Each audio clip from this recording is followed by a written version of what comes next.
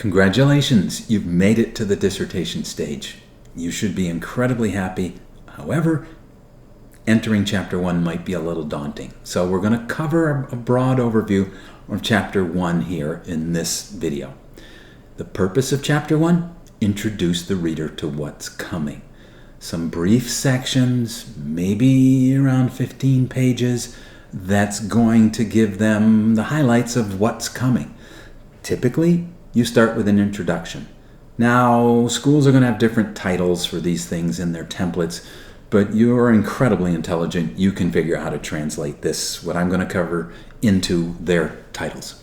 Introduction, probably a couple of citations. Hey, we're going to talk about educational policy or management, handling of turnover, things like that. Next thing we're going to get to is the background of the problem. This I like to think of as a very short literature review, showing the reader, yeah, there's some foundation for this out there. Follow that up by the theoretical or conceptual framework. Think of this as the seminal research upon which your study is based. Maslow's hierarchy of needs, incredibly popular. Erikson in education. Systems theory is being used in many disciplines now. Follow that up by what many consider to be the guts or the foundation of the dissertation, and that's your problem statement. Your problem statement is typically one line. Now, it might be surrounded by a paragraph or two, but the problem to be studied here is we don't know the impact of extra after-school education on student grades in math. Or we don't know, or we're not aware of the perceptions of employees of management changing retirement plans, things like that. Follow this up by your purpose statement. The purpose is directly related to the problem. So if we're looking at the problem being the impact of management decisions on employee turnover, then our purpose is to determine the impact of management decisions on employee turnover. Follow this by the research questions.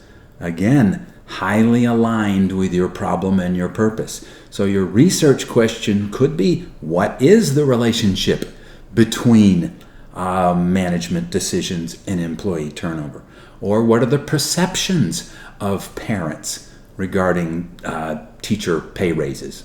Any type of thing like that which stays in alignment with your problem, your purpose, and your research question. Quick pause. You're going to say things over and over and over again in your dissertation. Say them the exact same way. You get in trouble when you try to get interesting and use different terms. Okay? It opens up whole new meanings. Now, we're going to follow this with a really brief methodology section. Am I going to use a quantitative approach? Am I going to use a qualitative approach? Who am I going to use in this? Is it going to be secondary data? Am I going to interview parents? Quickly tell them that you're going to have a whole chapter, Chapter 3, to really go further on this. Many Chapter 1s include a definition of key terms. So, if I'm talking about phenomenology, I better tell them what phenomenology is. If I'm talking about, special ed teachers, I'm going to say what a special ed teacher is.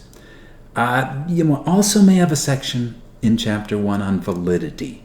This is going to be somewhere in your dissertation, but it's going to assure the reader that you're following all the ethical steps and that results can be transferable. Finally, you're going to have a conclusion, wrapping everything up, letting the reader know what they saw, and a segue into Chapter 2. Now, what we do here at Beyond PhD Coaching is help you finish your doctorate and succeed in academia. So, if you have any interest in following up further, go to our website, beyondphdcoaching.com, book an appointment with one of our dissertation coaches or editors who are available. All of our dissertation coaches are dissertation chairs. They've got lots of experience. Hope to see you there, and all best of luck on all what you're doing. Thank you.